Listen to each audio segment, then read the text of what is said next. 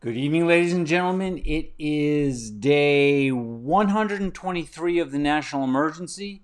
It's the 51st day of our country's collective expression of civil unrest, and it's the 8th day of New York City's going phase 3.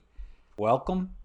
You've certainly come to the right place. You remember when Jamie Lomax and Amanda Sullivan came on the show, and we were talking about the 1921 Tulsa race massacre.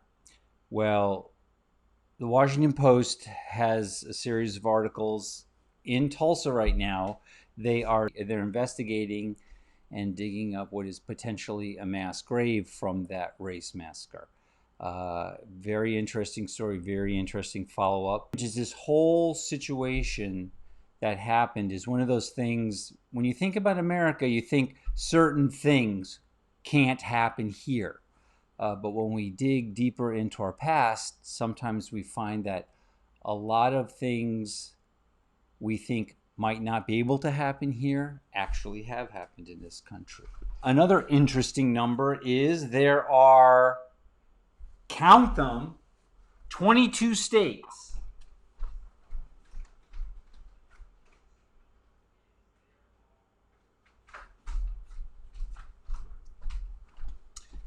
22 states on the New York State Travel Advisory List. That's a lot. Take a look.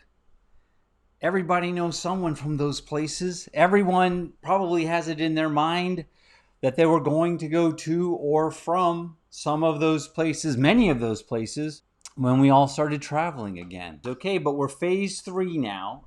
Can you feel it? Things are starting to bubble. Definitely emails, texts, phone calls.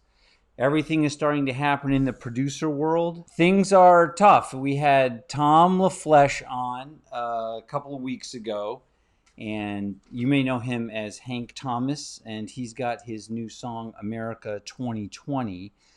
So let's roll that.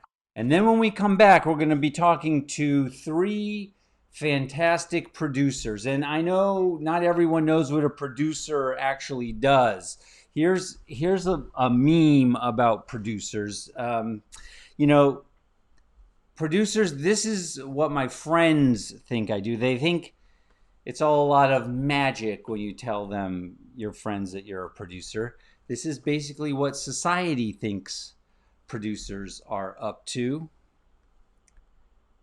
This is what my mom thinks I do. Now, this is what directors think producers do. Now, myself and all other producers, this is how we see ourselves every day. When a producer gets dressed to go to work, this is what they are thinking. And then, of course, here's the actual thing. Any producer will tell you the job is like herding cats. All right, let's hear from Tom LaFlesh, America 2020. And when we come back, we're going to have 3 amazing producers, and we're going to talk about production is back, sort of.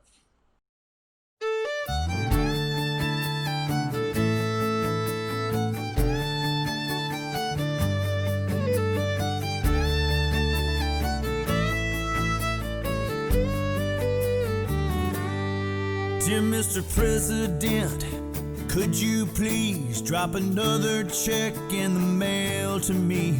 We're running low on groceries and the landlord wants the rent. We do everything our governor asks while you run around without a mask. Got a notice yesterday they're turning off the lights. Enough's enough. It's hard times in America. Enough's enough. Hard times in America. There's hard times in America these days. Enough's enough. Corporate greed is out of hand. Ain't nothing left for small businessman. There's hard times in America these days.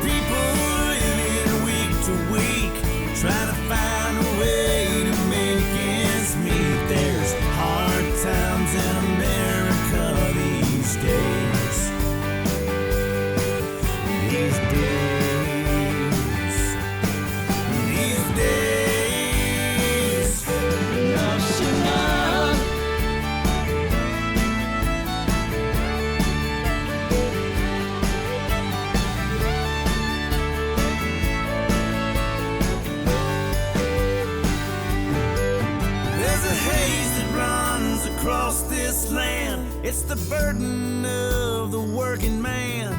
Your shameless lies go on and on while his mother's dying all alone.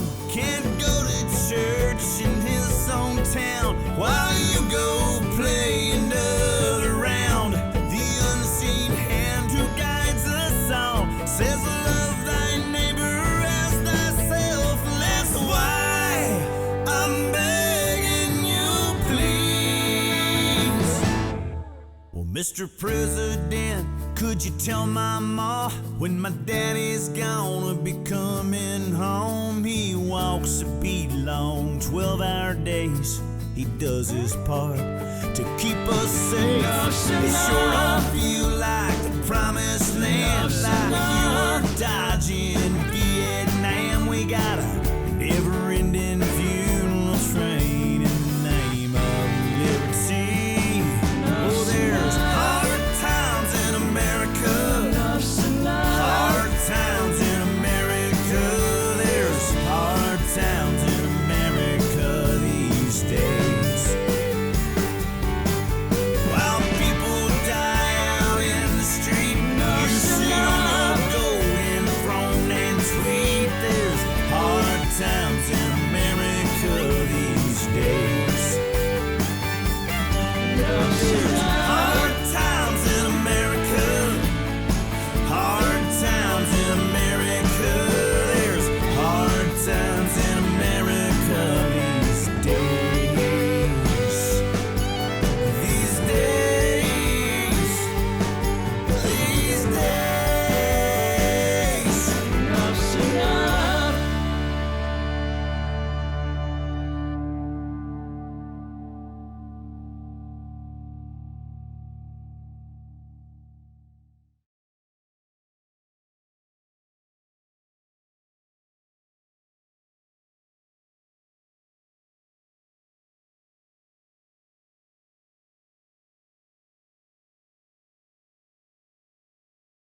That's what I'm saying. Enough is enough. I think that's what we're all saying. Things have just gotten crazier and crazier politically. And it's weird. As things get crazier politically, we just keep paying more and more attention to the politics. Like, you remember when you used to get the newspaper and you used to read the art section?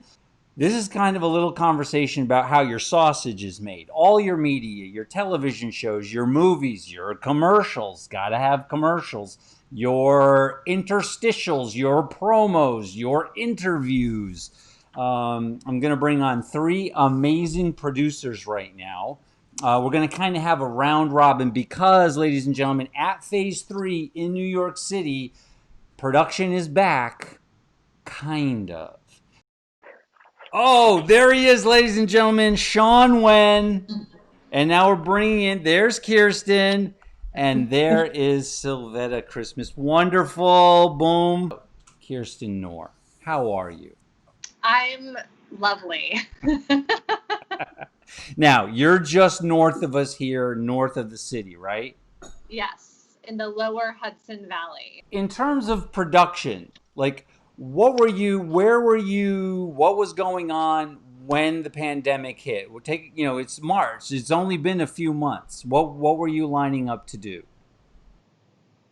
I was booked on a job, a docuseries, and I was scheduled to leave the Sunday before the quarantine officially began for several weeks. I was supposed to finish this job in August. So the Friday before, they finally canceled, or they pushed us for 2 weeks and kept checking in with us. 2 weeks later, they pushed it again a couple more weeks, checked in with us again, and then they finally got rid of the shoot, understandably. So I was able to do some consulting work with a documentary company, and I've helped them research COVID guidelines because they were hoping to do some filming in California, which I believe is on hold again now. Yeah, so do you know a little bit of what happened in California? They did start into a forward motion, right? But then had to pull back. Is that the case? It looks like the government pulled back, but I don't know if the filming industry is getting too affected yet. It seems like they're still trying to. I hear of projects starting to happen, but it seems right now we're at a day-to-day update. California has flip-flopped back and forth, and that is a little disconcerting. Yes. The project I was helping with for research was a documentary. So they're obviously taking more of an ethical, moral debate within themselves before they move forward. And I think some of the things that are still going to move forward are the bigger budget union jobs. Kirsten and I were just talking about where we all were when this thing hit. So, Sylvetta, my understanding is you're originally from Chicago, but you got stuck in Atlanta. I did. I do. I live in Chicago and I live in Atlanta, so I'm lucky enough to work as a local in both cities. So I did start a job in January on docuseries reality show. And we, of course, got word that we'd be shut down. We initially thought it would maybe be 2 weeks. I kind of told the crew, my personal thoughts it would be longer, and here we are. However, just today, I did get a call asking to go on a scout for a new location because our previous location we had to leave. It was owned by a landlord and he rented our space. So then we had to go back in June, move everything out while social distancing. So we have 3 large storages full of stuff and we'll have to start all over again. Oh, storage. Oh, I hate to hear it. Sean Wen, you and I both know a lot about storage. What were you doing when this thing hit? I was traveling around a little bit. I got a gig. It was a multi-city shoot. Very exciting. Big stuff, you guys. It was big. It's a big corporate video. So I was in Michigan, first week of March, and we were supposed to go to Luxembourg, our second location, mid-March. But as we all know, pandemic, officially hit us right in the middle of March, and everything got shut down. So yeah, we canceled the second portion of the shoot, but we were very lucky and very grateful that we was able to finish all the content that we needed for the first part of the leg. Yeah, so just traveling around the world, and now we are all stuck at home. Yeah, exactly. Which can be fun at times. But so now that things are trying to come back, if you think about going back to set, what are you worried about right off the bat?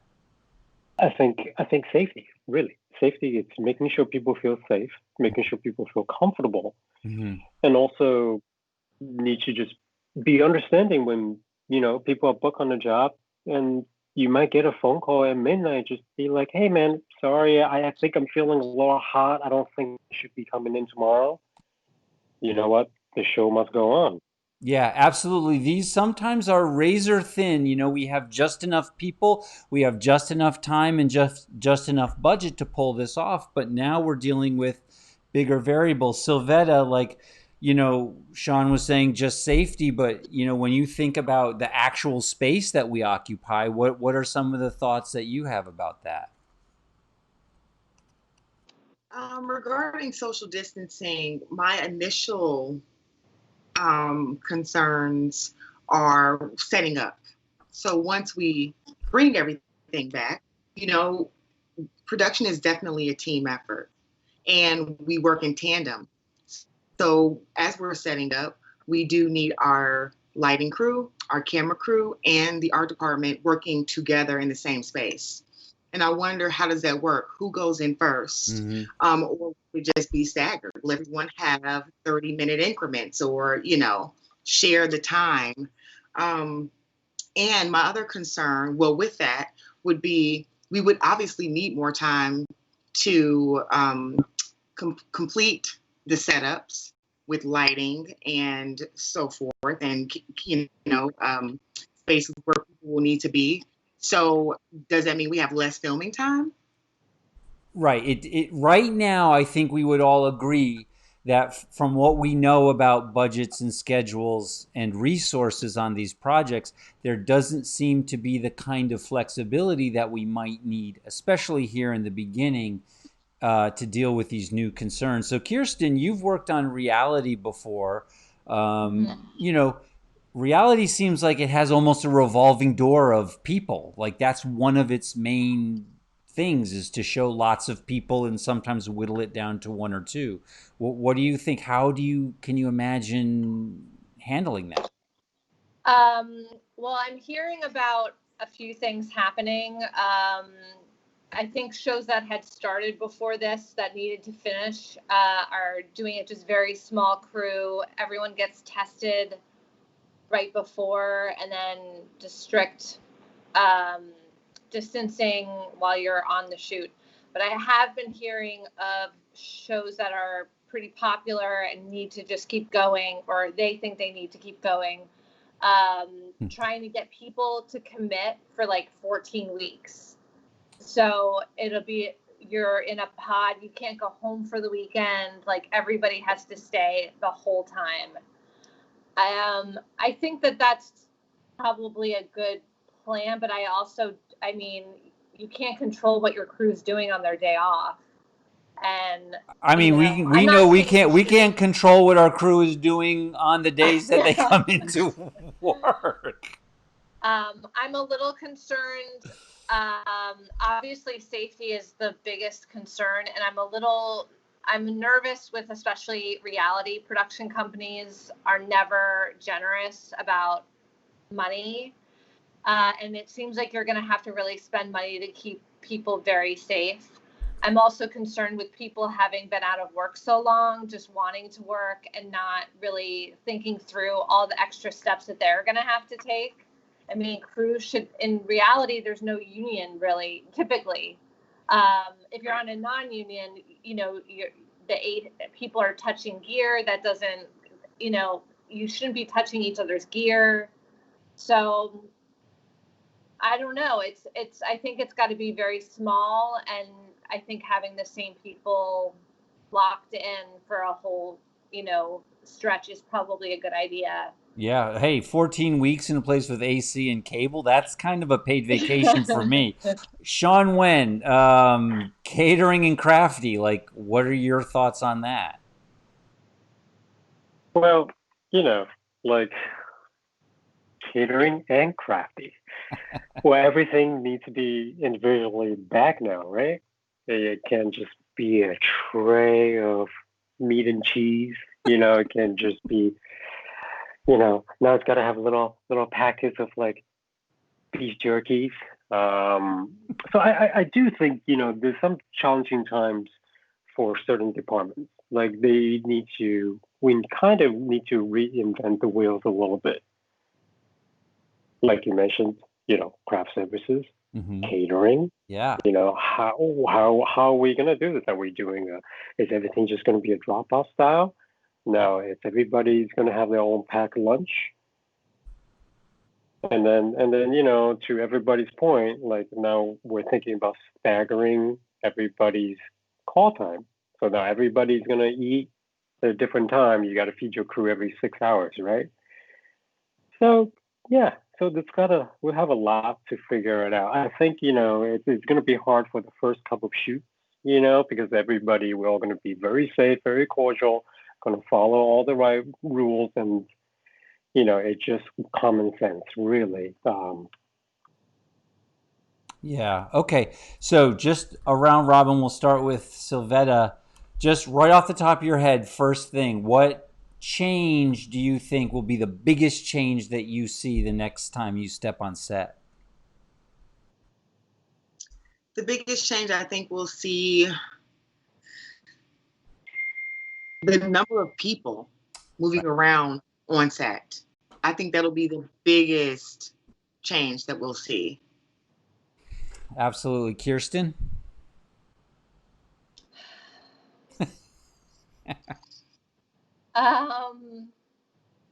Probably the amount of time actually shooting, because I think you're going to have to really cushion the amount of time wiping things down, loading in, staggering. So. Yeah, and Sean Wayne? I don't see any overtime being paid for this, so. Right. Yeah, no, that's very, very interesting. And Sean, what do you think, like, the biggest change you'll see next time you step on set? I think just not being able to give hugs and handshakes when you see people that you work with for the past couple of years, and then now there's like a 3 months of not seeing some of your closest friends. And I think that's going to be a big thing, a big difference. And also,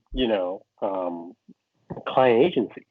Right. Would they be on set? Right. Or are we gonna Skype, or will we Zoom? And then it's, like everybody mentioned as well, it's a whole trickle down effect on scheduling, overtime, because now we gotta wait for feedbacks. Right. Right. And as we saw today, and we practiced, we had a tech scout and we were all on this, and I was changing the cameras. Everything was working perfectly. Come showtime, it took us a good 10, 15 minutes, and 10, 15, let's say 20 minutes of overtime for an entire crew of 45 people at time and a half. Sean, why don't you figure that out for me and go ahead and text it to me in a little bit? No, you know what? Give me 20 minutes, give me 40 minutes, and then let me know if we go 55 minutes. And how much is that in meal penalties as well? All right. Thank the three of you very much for your patience and hanging in there. It's very interesting times. I'm hoping that we'll all get back very safely to a lot of work, and we'll stay in touch. Bye-bye. Wash hands, everybody. Wash hands. Wash your hands. Don't get confused. It's not making it rain. It's washing your hands. Thank you, Sean. All right. Bye, guys. Bye-bye.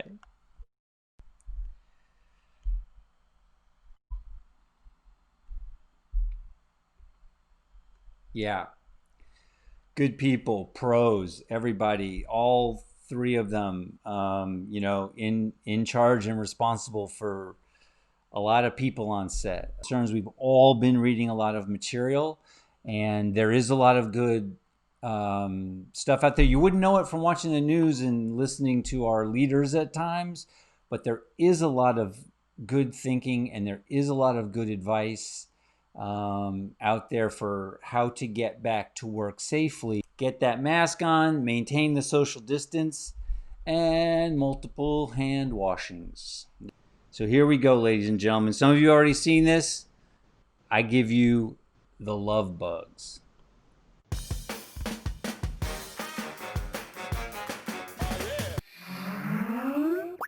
miss you so much, Willie Dilly. I miss you too, Beth. Oh my god, you guys are so mushy. You know you can do this in a private chat, right? No, I miss you too, Liv. I'm so excited that my best friend and my boyfriend are in the same place. Kind of. And me. Oh yeah, hi Lucas. I'm just saying you don't see me and Lucas all over each other. Yeah, right, because even when we're in the same room, we don't do that.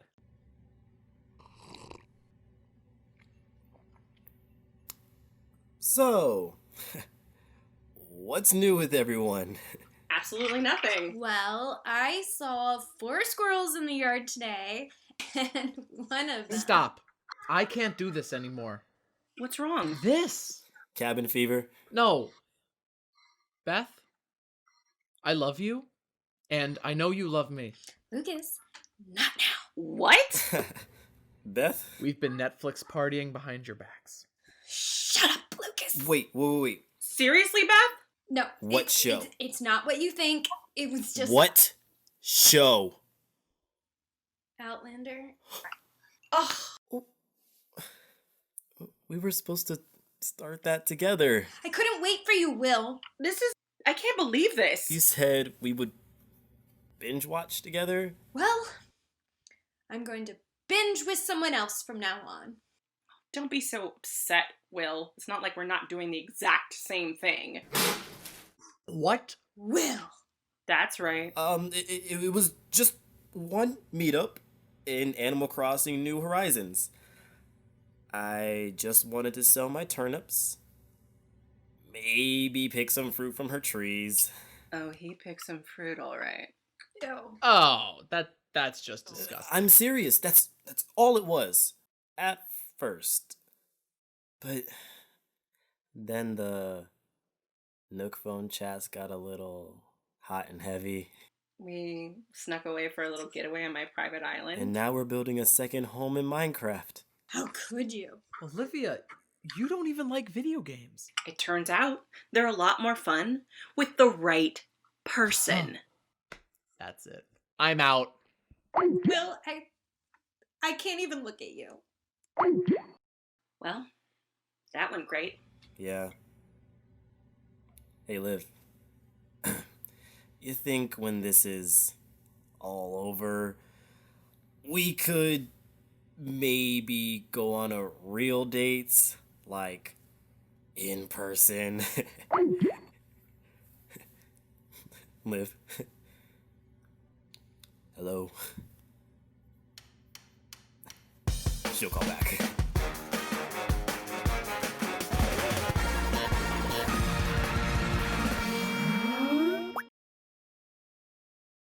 There we go. All right, ladies and gentlemen, that brings us to the end of this evening. Now, our next show is going to be Tuesday, July 21st, and at 8 p.m. EST right here. Thank you all very much for your kind attention. I hope everyone is doing well and staying safe. Hug, hunker, and haven. And also remember, mask, maintain, and multiple hand washings. Be safe, and we'll see you next Tuesday.